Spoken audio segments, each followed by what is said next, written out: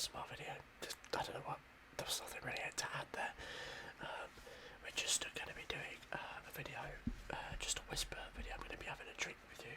So if you've got a drink, we're having a drink together. If not, that's all good. So, as you can see by the redness of my face and maybe by my voice, I'm ill. So having a drink probably is not the best idea. But all the same, that's what we're doing. It is so hot. We've got a heat wave currently in the UK. As of recording this video, I have no idea when I'll bring this out. But yeah, we've got a heat wave, and even now in the evening, like it's basically midnight right now. I've got a day off tomorrow, and yeah, so I'm gonna try and not make some gross noises on the camera. But I may have to mute every so often to try and blow my nose like I'm about to now. So like that. Yeah, I don't have any nice tissues. I'm using toilet rolls, and it's made my nose so red. It looks inflamed and huge. Looks double the size that it normally is. But anyway, we're just going to be having a drink and having a chat. I don't know what about, to be honest. I haven't thought about anything in particular. It's really just a video about having a drink and just having a chat. I just looked up at these and realised I probably should do more of the fighting fantasy videos. It's been such a long time since I did the last one. I don't even remember when that came out. So long ago. So long ago. Yeah, so I'd like to do more of them. I just haven't got around to doing it, to be honest. Yeah, I should do that. I want to do some like solo RPG stuff as well. I want to kind of look into doing more of that sort of thing. Who knows, by the time this comes out, maybe I've already done that, but yeah, there's a few ones that I want to do, like Apothecarian, I think that's what it was called, and I'm trying to think of the other one. The other ones I have all require like a Jenga set, which doesn't really work very well for this kind of game, for this kind of content, you know. So I don't know. I'm not using that for a video. It would just make so much noise.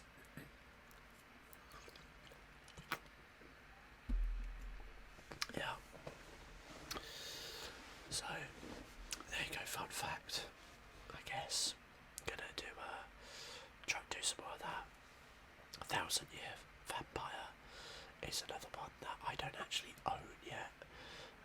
I've tried to get the physical copy a number of times, but it's sold out in the UK and has been for ages. Ever since I first heard about it. Yeah, so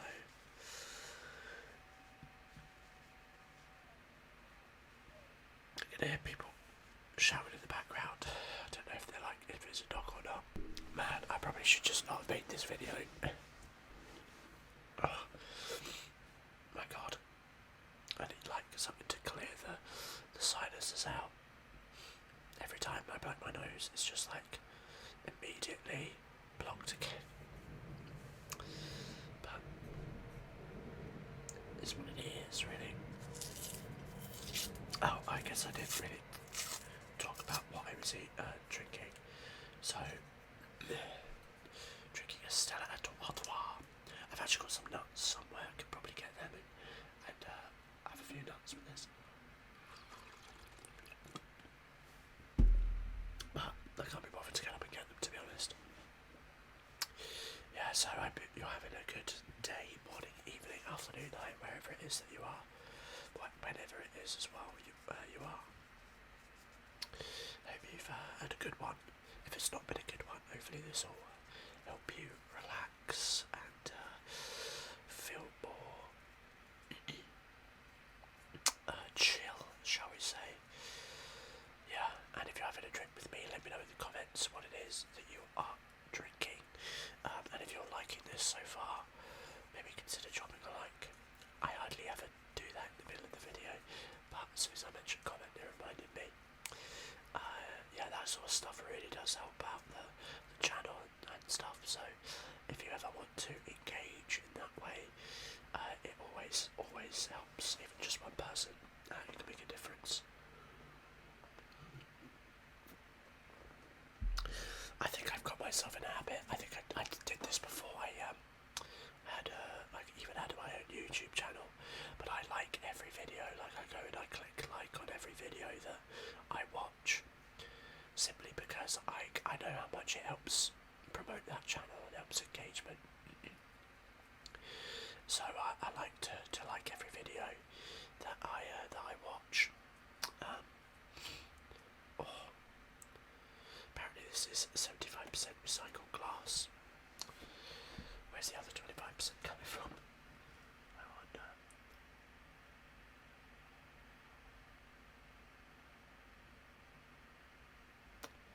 Interesting. Yeah. So yeah, still a while.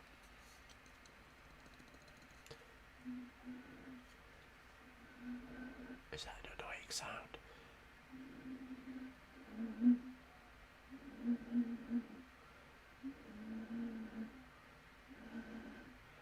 Sounds like a dying animal. Oh, maybe drinking alcohol will help reduce the swelling in my sinuses. Oh, do you know what I have got here? I was going to use these for a video, but I decided like in the day at some point just to have them.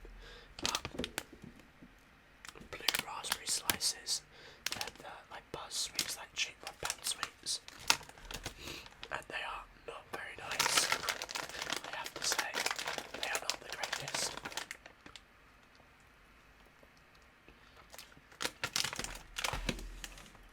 Very, very sour.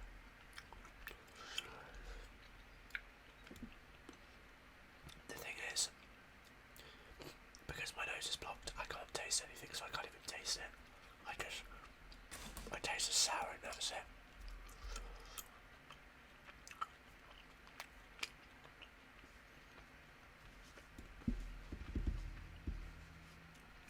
It's not COVID, by the way. I mean, I technically haven't checked, but it's not COVID. I doubt it.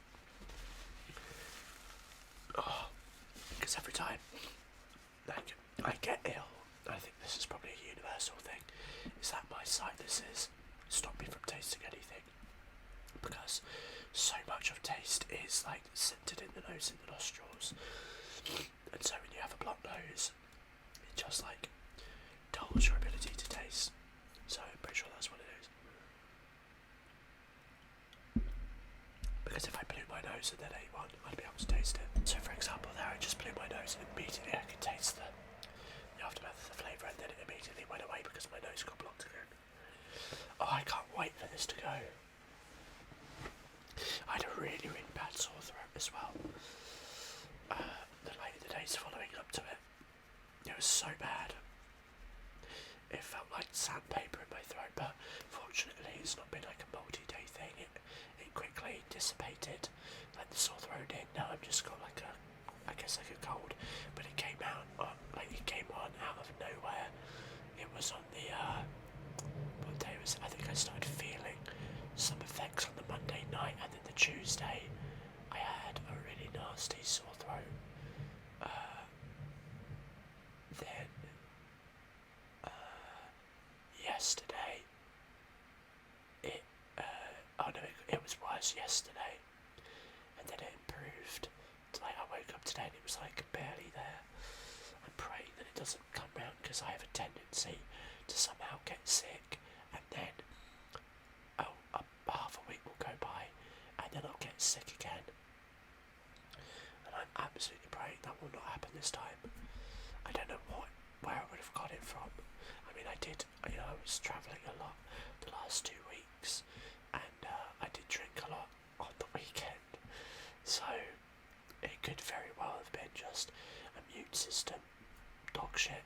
I didn't sleep at all. I slept at my friend's house, and I slept on some lumpy pillows, and I did not sleep at all. Like maybe a couple of hours, if that. So I think my immune system just took a shit on itself, and I just got ill.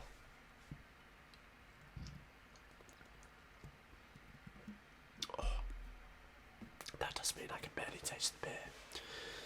I can just get like the sort of like bitter hoppy like sensation. Sort of, I guess it's a taste, but like it's more of like a. I don't really know how to describe it. Oh, I need to do like one of those inhalation. I wonder if I've got any vapor rub around here. Unfortunately, I cannot find any, so that's not ideal. It's probably in the bedroom, but Kay's asleep right now. On her last day today for a while. Oh. My gosh, I'm exhausted. I feel like the exhaustion is kicking in from today. We had a couple of good games today. I had a new player, a Scottish player who lives in Japan, joined one of my games today. Morning game, he's a good player. Like he always like asks permission to do stuff, which isn't like bad. It's just interesting. I've never seen anyone like very like I don't want to say like concerned, but very much like wanting not approval in like the sort of like, oh, I need approval sort of way, but like looking for approval to do things. So for example, like in combat, it will be like I'm gonna like use my movement to run up to this location if that's alright with you, GM.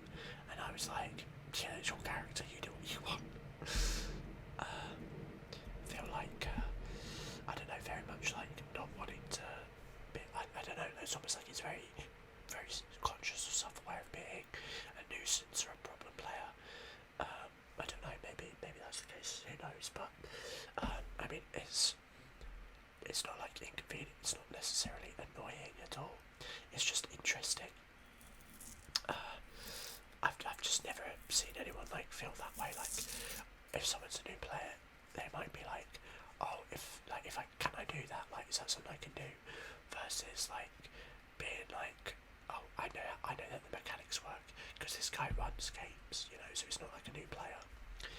So yeah, just an interesting thought, nothing deep to it, just interesting food for thought, really. Do you know what I've just realised I need to get like mint gum. I wonder if I have any left in here. I think it's only flavoured gum in here at the moment. I mean, there is a white strawberry. Do you know what? I don't want to do that in this video.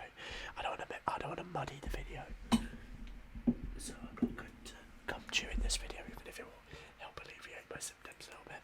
But yeah, I need to get some like mint gum or something that will knock it out. Or I just like eat some chili powder and like sob to death.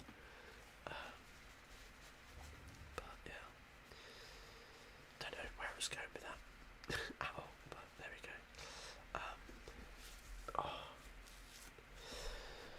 So yeah, that was my morning game. That went really well. He joined in. They didn't really do much, to be honest. About like 2 hours of the session was just chatting, meeting this new player, and doing some role play, which was fine. The thing is, if everyone is happy with the session, that's the most important thing. Some groups are so wildly different, and like individual players are different as well. Some players are like, if they haven't got a combat in a session, they feel like they haven't progressed, and they like just full-on roleplay sessions.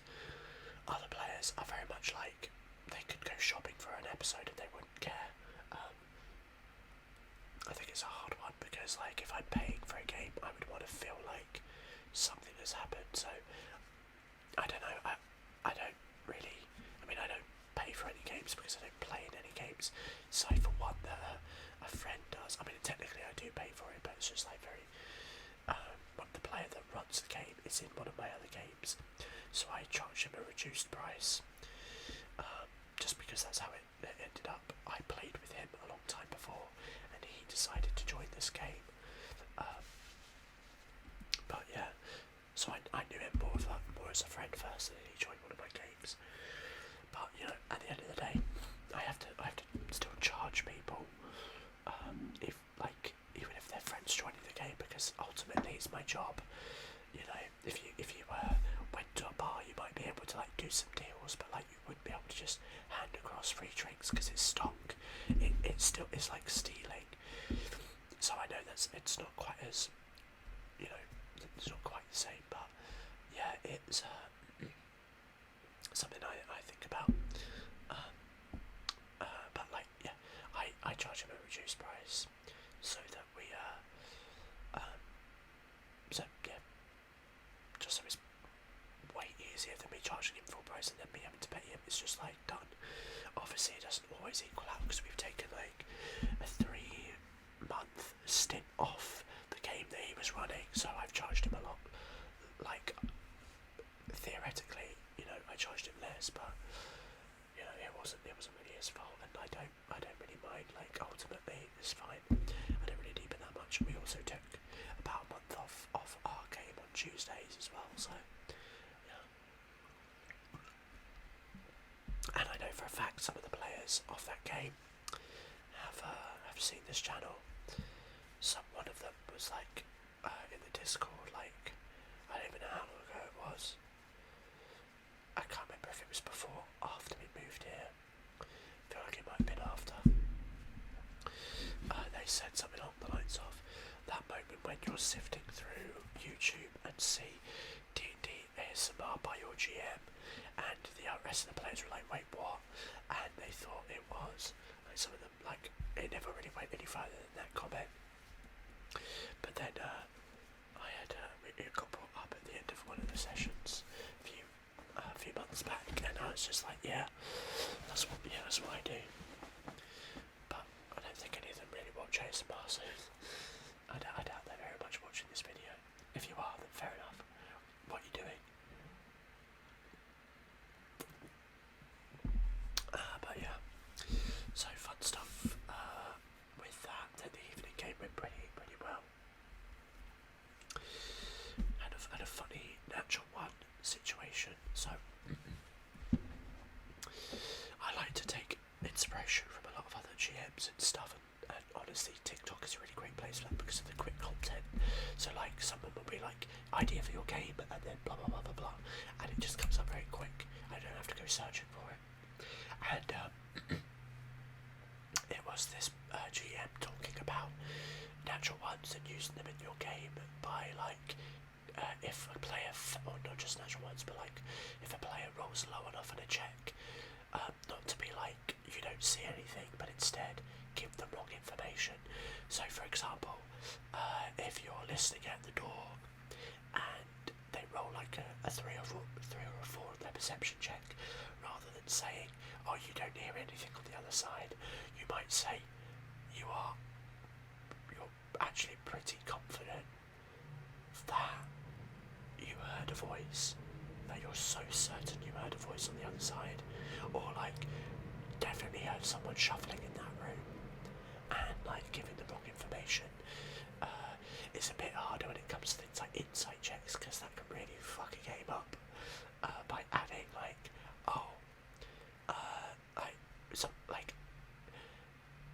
first of all, let's just say insight checks are not meant to be a lie detector. They're not meant to be a zone of truth. They're meant to indicate insight is a skill of reading people. It's about reading situations and people. I like to think of it as using it's a skill of gut instinct. But that is an argument of itself. But when you do it in an insight check, it can really mess a game up, because if someone is clearly innocent and the player rolls low, and you don't just go, oh, it's hard to tell, and you instead say, oh yeah, there's something about their disposition that just feels very suspicious. The way that they look away, the way that they're gesturing, their body language is someone who is exceptionally nervous, and it is making you suspicious. You could just totally mess a game up by doing that. Anyway, I digress. So I had a situation like that in the game today, where the this was a Fandel from Below game, and so if you're playing that module, you don't want to hear any spoilers. Look away now for the next like 2 minutes.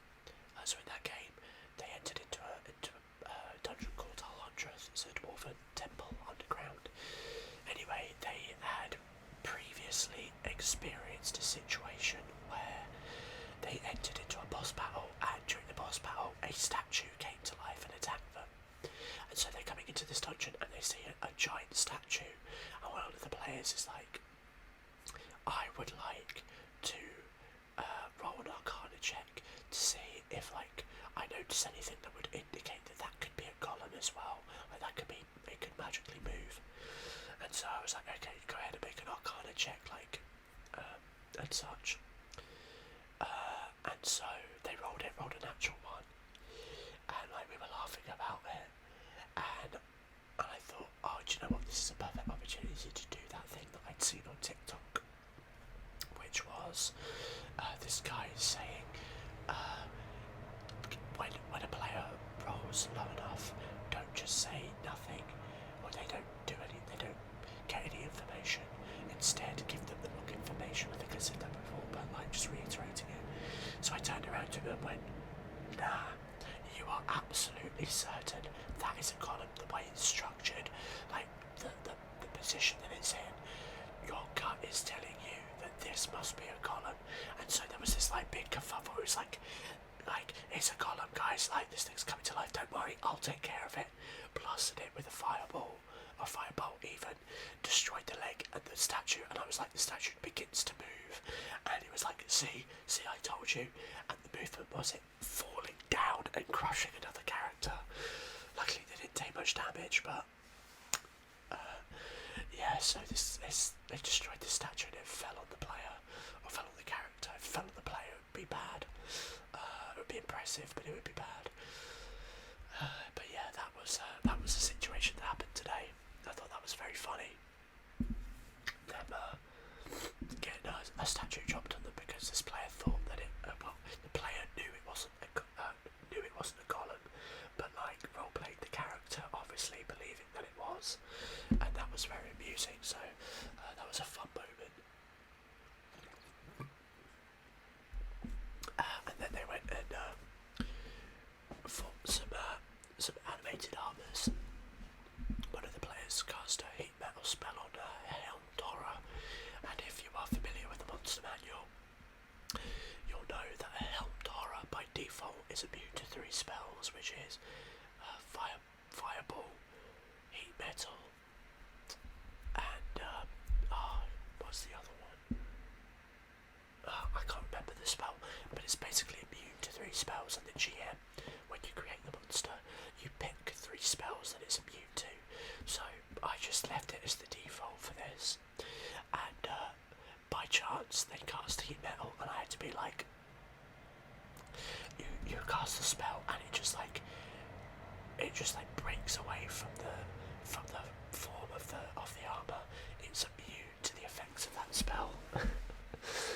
It was okay though, because they managed to get a different armor with that spell and destroy it. They weren't that bothered about it. But yeah, I like that group. My Thursday games, I do enjoy the players. I mean, there are a lot of games that I do enjoy the players of, but there are definitely some days where I feel like I find more maybe with some of the play styles, because some people lean into how I run the game a little bit more than others, and that usually is like forefront on roleplay and like a relaxed attitude. Like I love my dramatic moments. My Tuesday game is one of my favourites because it's just very like all the players in there are super like roleplay focused. It was like the game that I used to stream, and you know, sometimes you would imagine that these guys have done like theatre degrees. They're so good, and like the commitment they do to the bit is really good. And we had this amazing moment where it's very funny. So one of the other players in my Tuesday game is an artist, and they like make art for the characters. And so they'd asked for art of like these 2 NPCs, 2 Arbor NPCs that they'd come upon in Silvery Moon.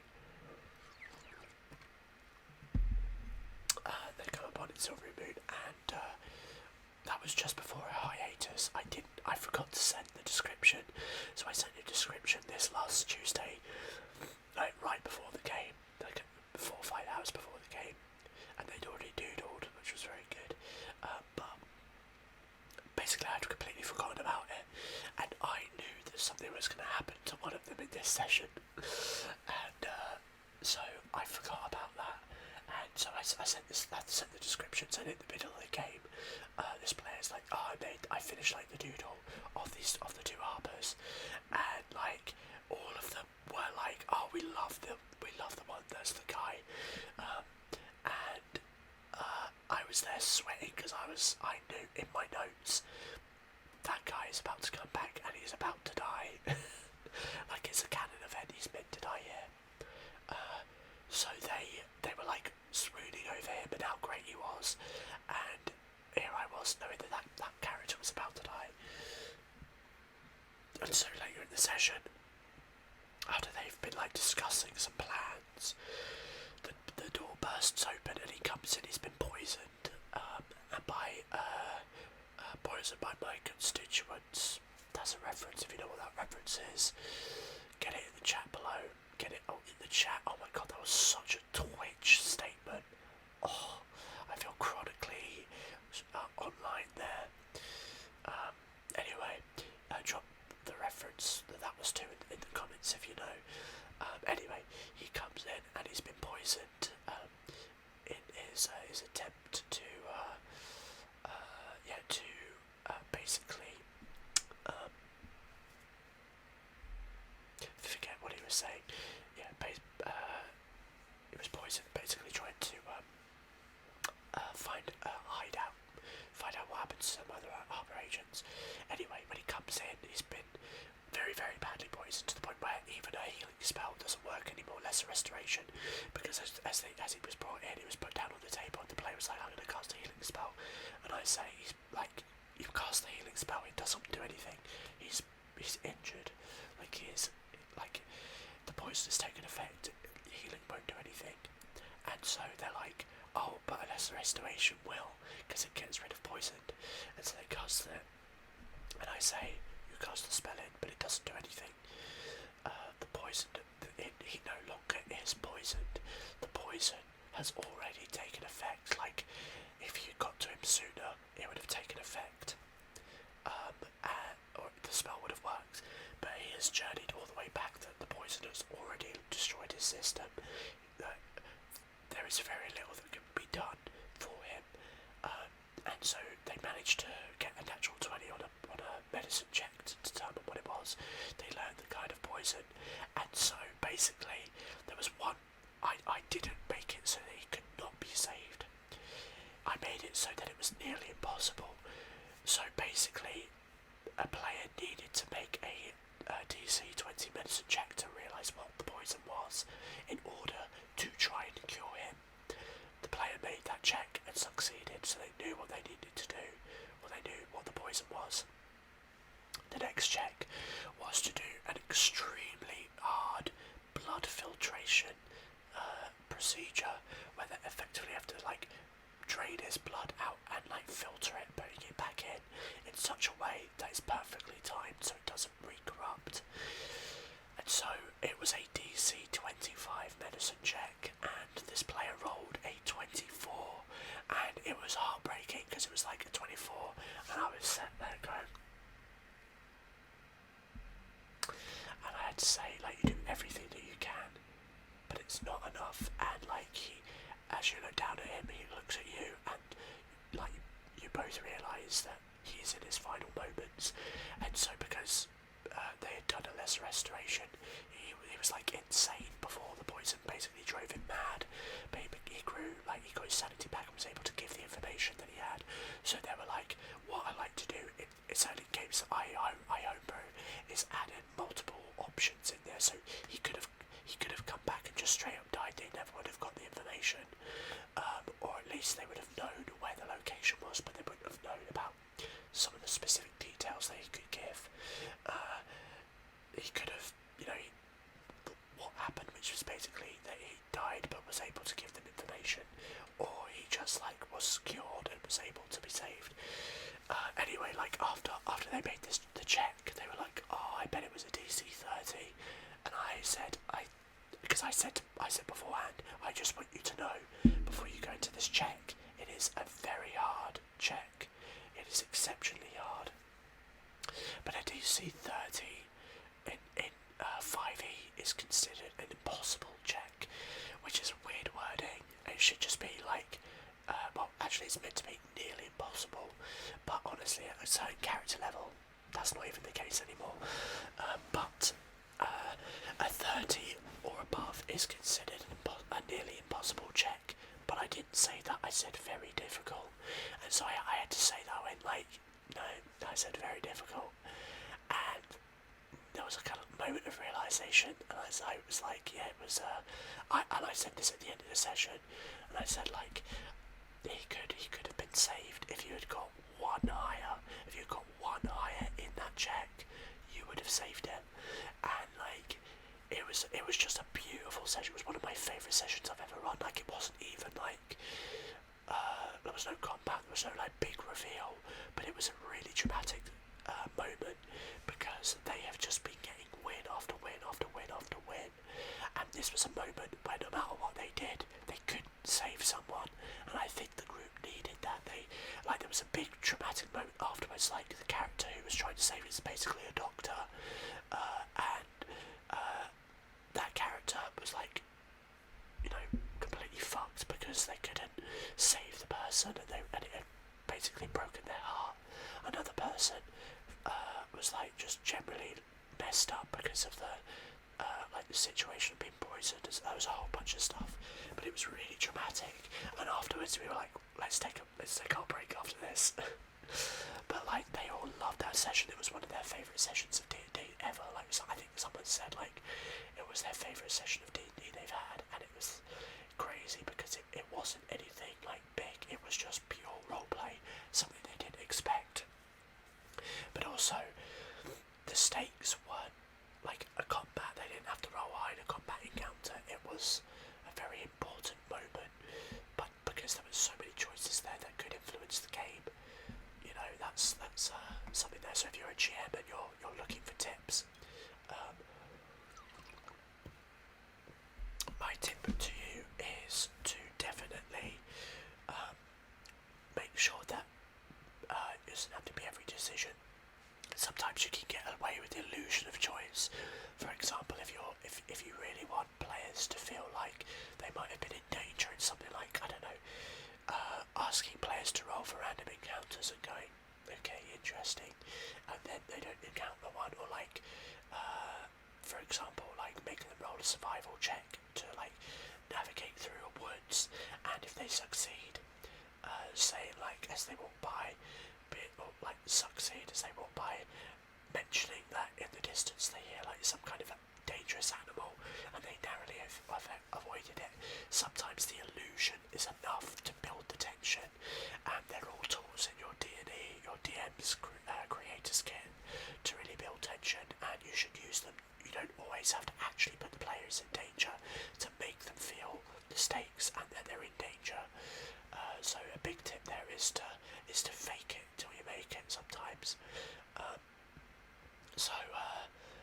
Yeah, I think that's a good tip there. But in this instance, like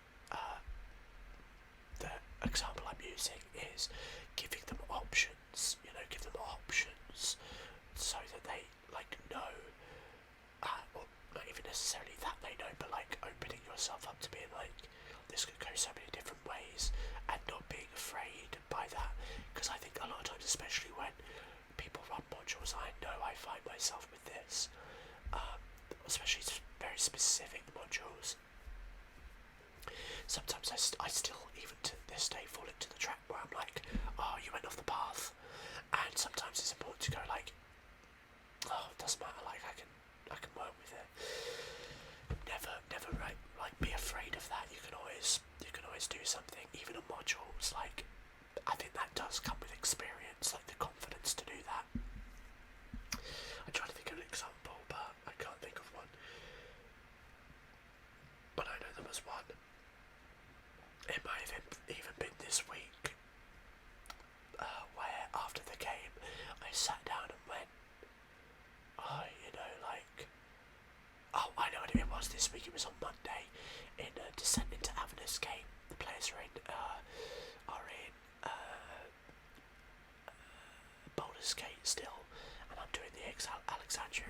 remix. This is probably such specific information for nerds and like D&D nerds. Right now, I've probably alienated half of you, but or less, more than half of you probably. But at the end of that session, they'd just done something in the Dungeon of the Dead 3 and found out that Duke Portier was due to be assassinated. Now, the only prep I did was for a fight that was meant to happen at that location, at the market where he does his speech, but the players got into the place and decided we're not going to follow the crowd there to the thing, they're going to do the smart thing, and that is to go and try and warn him. And so I found myself like starting to panic a little bit. I was like, I haven't prepped his manner, I haven't prepped a conversation, I haven't prepped like all of these places because I never thought you'd ever go there. And that was the moment where I realised the Alexandrian remix has, like, you know, with all due respect, I love the Alexandrian remixes. They make all the games better. A lot of the GM, like a lot of the modules are kind of very bland, and the Alexandrian remixes improves them so much. But the issue is that he did not consider that by making the Porter assassination a thing, it doesn't consider the time of day.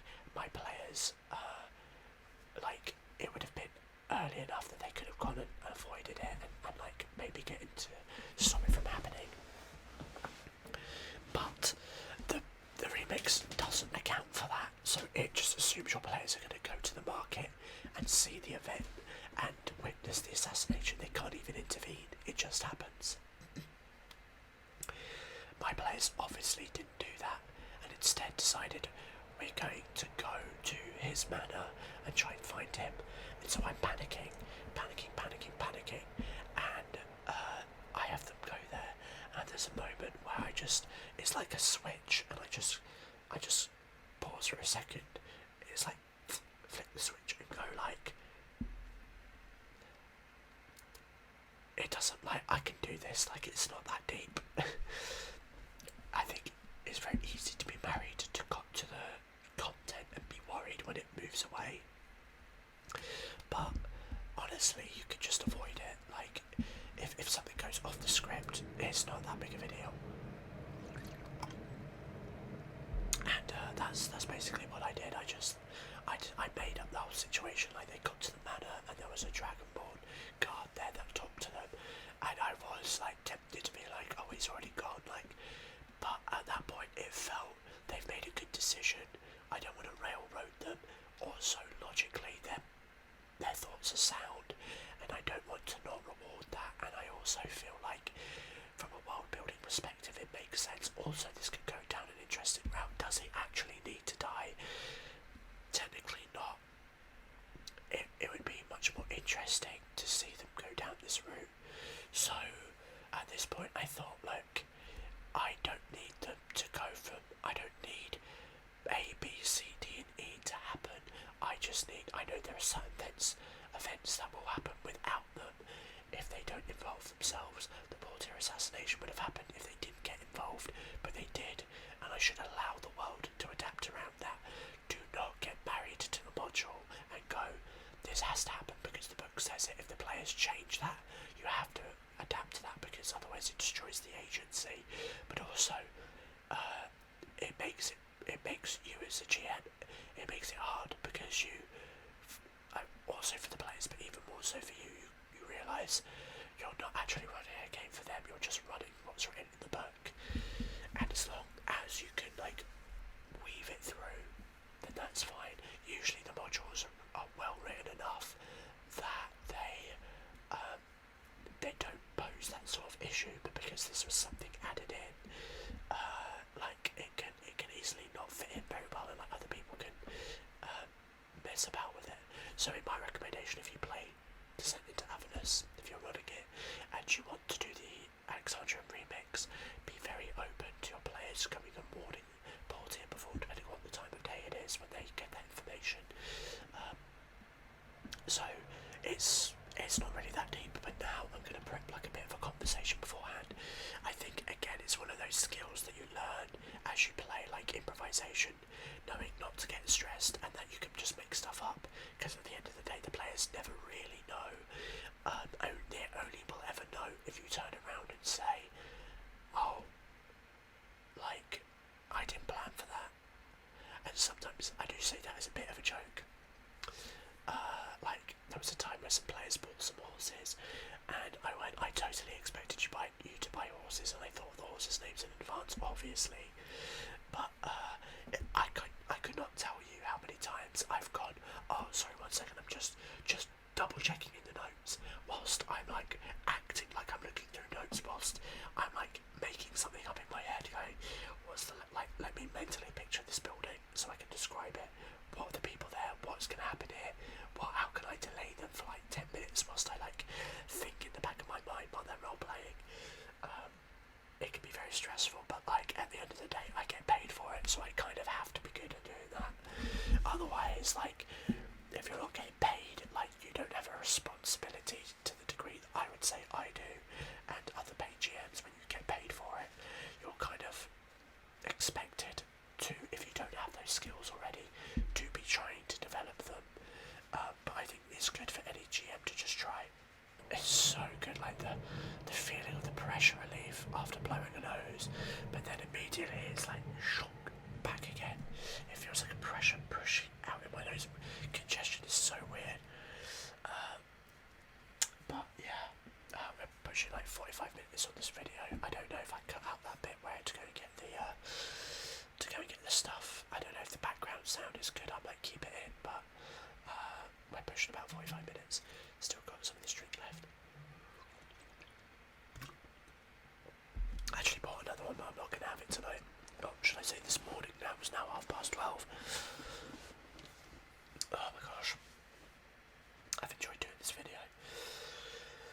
It's nice doing sometimes, it's nice doing a bit of a long ramble now that I don't have to worry about my upload time like as much anymore, because like when we were at the other place the internet was go away, what the fuck? Had a fly flying around my ear. I'm trying to think what I was just saying. When I was living at the other place, the internet was so bad. It was atrocious. So bad. It took hours and hours and hours to upload like 1 or 2 videos. Honestly, I'm so shocked I managed to keep up with the daily uploads there. I just had to like make a bunch and like upload them throughout the day, but damn, it was hard, because it would be like an hour to 2 hours for like very short videos, whereas now sometimes it will like vary. I think the more I upload, the more the longer it takes, but like consecutively. But like I'll put up a video that's maybe 20 to 30 minutes and it takes 6 minutes to upload. Oh gosh, guys, I can't tell you how good that is. I mean, I feel bad for the Aussies out there. I know how bad your internet is. I have, bearing in mind the times that I run my games, I have a lot of Australian players. So I have players that, you know, have just finished work that play in Australia, or sometimes in the morning. It depends on what time the game is, but yeah, it's I guess it does depend on the hours, but yeah, it can be like really nasty. It can be really nasty. The internet there, I've seen countless like, and I'll be honest, it's only my Australian players that struggle with the internet. Your internet there is atrocious. It is atrocious. Most of my like online friends are like outside of my D&D games are all Australian or live in Australia, because of the time that I can play game. Like my work day typically, unless it's a day off, takes me till like 8 or 9 o'clock in the evening, and I start at like either 5 o'clock, depending on what day. Sometimes from like 11 or 12 in the morning. So my very, very early mornings are the time that I play games with friends, generally speaking. So as you can imagine, I've made a lot of Australian friends because that's how my schedule like meets up. But there's like all of them have such bad internet. It's so bad. Yeah, I feel for you guys. I feel for you. So when I'm complaining about bad internet, like the internet I had at the last house was probably better than here. But yeah, feel for you guys. I feel for you. Can't imagine what it would be like uploading there. Can't imagine. You guys need better internet. I wonder how many times this video is buffered for you. I don't know, man. The internet's probably not much better in other places, but like, it's just specifically Australia I hear complaints about all the time. But yeah, I guess it depends on where you live. I guess like rural places in America might have like bad internet as well, but who knows? I also know people that live in fairly rural places in America that are in my games, because that time zone works out. I get a lot of Americans that play at the sort of like they have like work at night shifts generally. So if they work a night shift, they come back home after work and play a game and then go to bed. So yeah, I get a lot of those sort of time zones, which is great for them because generally the games that the website that I play through and start playing games is an American company. Majority of the GMs and players on there are American. So like because of that, those that are seeking games and like really obscure hours end up with the European GMs, and I happen to obviously be one of them. So there we go. This has been a real big chat about D&D and my games today. Didn't really expect that, to be honest. I definitely did not anticipate that's what this video would be about, but there we go. I obviously did not expect it to be this long. So 50 minutes is nearly special.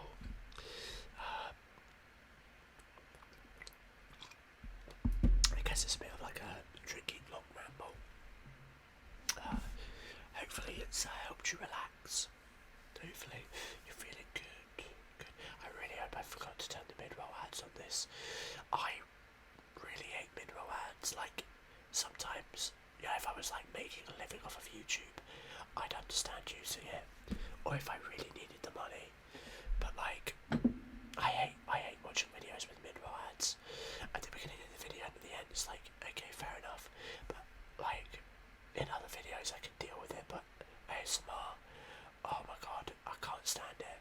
So just so you know, if you see a mid-roll ad on a video on my channel, either I'm broke and I desperately need money, or B, I forgot to turn it off in the settings, because by default it includes mid-roll ads. Why?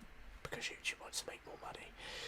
But I try to remember to turn them off in the monetization tab, but because I upload bulk at a time, sometimes I forget to just click it off. I don't save it or whatever it is, and so sometimes it gets left on there, and I realise I'd done that like a few times since I got monetized, and yeah,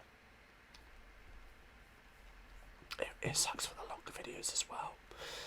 I'm pretty sure the Q&A for when I got 1K had it for a while, and I didn't actually realise until I was like editing some stuff on the tab for it, and I happened to click on the earning tab. I clicked on the earning tab because I was like, I wonder how much money this video's made. It made the most at the time, obviously, because I got monetized clearly when I did the 1K. But yeah, that made the most money, and I realise now that it was probably because of the mid-roll ads, which makes more sense, I suppose. But there we go. So yeah, I try to avoid it on certainly most of my videos. Sometimes it'll come up, but the thing is, like, I don't know if YouTube do that anyway. Like, if they're gonna do that anyway, I want a piece of the pie. So I should probably do some research and see if my own videos do that, because I don't know if you know this, but even before you are monetized, your videos have ads on them. It's not as frequent, but they do have ads on them. So train going by in the background. It's very late for a train to be coming down this way. I wasn't expecting that. But yeah, your videos will have ads on them, even if you're not monetized yet. And obviously, you're not monetized monetized, so you don't get a piece of it. So for me, I always wanted to monetize as soon as I could, purely for the fact, like, if YouTube is going to make money off of my videos and my content, then, you know, I want a slice, even if it's a small slice, I want a slice. So, there we go. That's why I monetize, because you're going to get it anyway. But I don't know if the same is with mid-roll ads. I need to check, really. But yeah. So fun fact, in case you were unaware. And that is why, if you've ever seen a channel that does like that promotes like this is an ad-free channel, I'm not monetized. Never will be monetized. It's an ad-free channel. They're not telling the truth, not because they're intentionally lying, especially if they don't know, because if they've never clicked on one of their own videos, because even if you click on your own video, you get an ad. Unless they've clicked on their own video, they'll never know, because you just kind of assume it's only on monetized videos. That's what I did for a while, until I clicked on my own ads, or I clicked on my own video and saw the ad.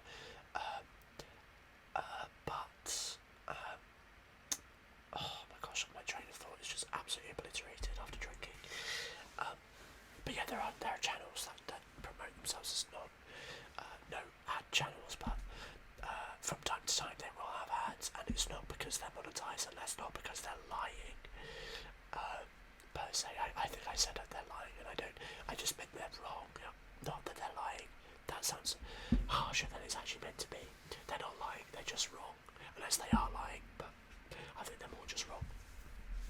They will have ads from time to time, but that's completely out of their control. So there you go. Oh my gosh. Oh, fucking hell. We're nearly at the hour mark. I don't know whether or not just to push the hour.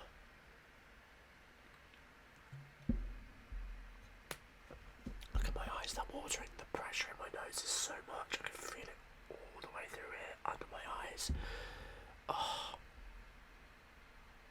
it hurts. I push on there. Oh, fudge is the word I was going to say. Definitely not anything else. Oh, I hate this lighting at night. It makes my face look so red. I mean, I have like red skin here and up on my forehead anyway. Just, I don't know. It's just it's just a thing. It's just a thing that I have. The nose isn't normally. Oh my god! Look how red that looks. That looks so sore. Oh, look at that. Look when I press on it. Oh, that is gross. It goes like pure white.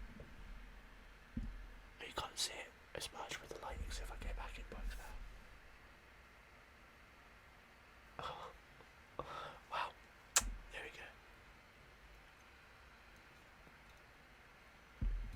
So we finished the drink. It's not a drink review, so I ain't gonna review it. I've already done that. But that was a good drink. Hope you enjoyed these chats today, guys. I don't think we're gonna make it to the 1 hour mark, but that's fine. Yeah, I hope you guys enjoyed today's video. If you did, drop a like below. Let me know in the comments if you have any requests for any videos. Let me know if you enjoyed it. You know, let me know in there as well. If you're not subscribed, why the hell not? Get yourself subscribed and click that bell icon as well. Get yourself notified, because I upload every single day as of right now, and you know, different kind of variety of videos every single day. Anything else? Oh, I always forget. I don't know